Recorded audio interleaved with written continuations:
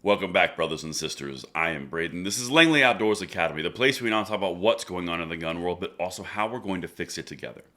Now, the content that I'm about to show you is yet another call from the Biden administration to abandon any type of gun rights movement in Florida, abandon any type of gun rights at all, because assault weapons bans have nothing to do with anything. And all the gun control that we want, again, would have nothing to do with the criminal behavior. We just want to attack gun rights. This is important to understand because as we dive into this, these are the conversations that we all need to have. These are the examples that we need to point out because if we can point to these examples of how they make no sense whatsoever, we can bring it back to an underlying objective and an ideological support. That's the key.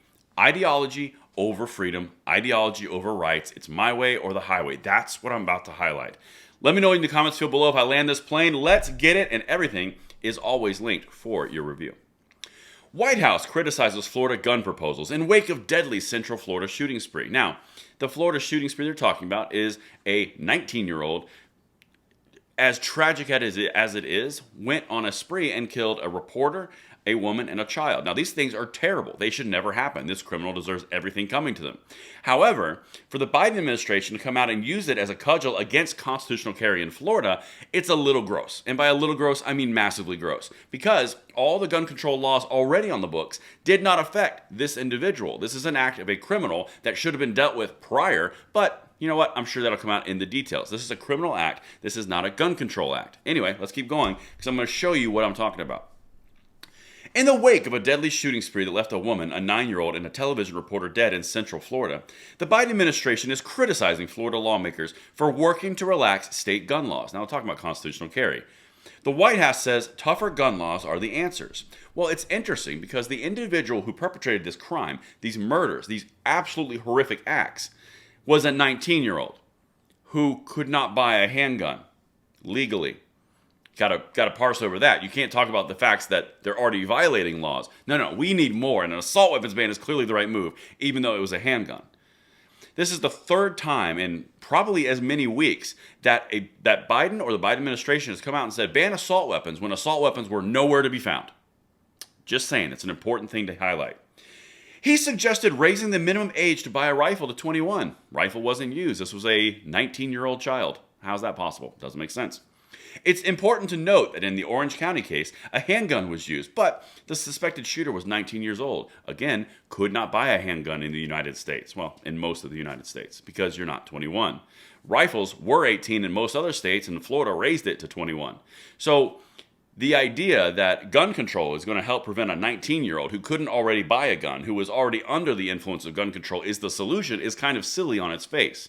And again, I'm not a proponent for saying that you need to be 18, 19, 21. I'm not even going down that road. What I'm saying is the existing gun control, as we've seen in Michigan, as we've seen in all the other instances that we've hit on, even those aren't even being respected. So what's a new one going to be, especially one that has nothing to do with what was used here? We have a problem in the heart and the mind in this country, not in what's our hands. Anyway, let's keep going. Jean-Pierre argued a so-called constitutional carry law would increase gun violence. This is a criminal who could not have a handgun themselves legally, and yet all of a sudden, magically, a constitutional carry bill is going to increase violence. This is more of an example of how you need to have a firearm, or at least the right to have a firearm to defend yourself, because you never know when terror is going to strike. That's the entire point.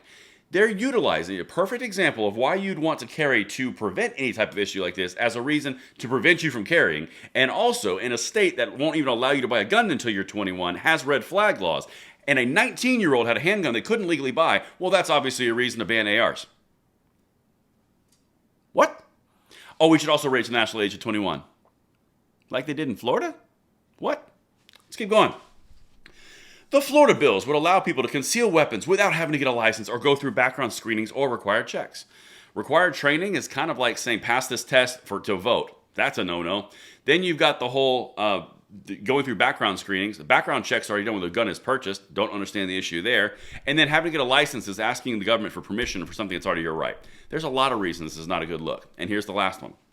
Florida Representative Chuck Brandon of McElhaney who is sponsoring the House bill, said in part, quote, "This bill will simply allow Floridians to carry their firearm without the red tape and the expense of government license." It's that simple.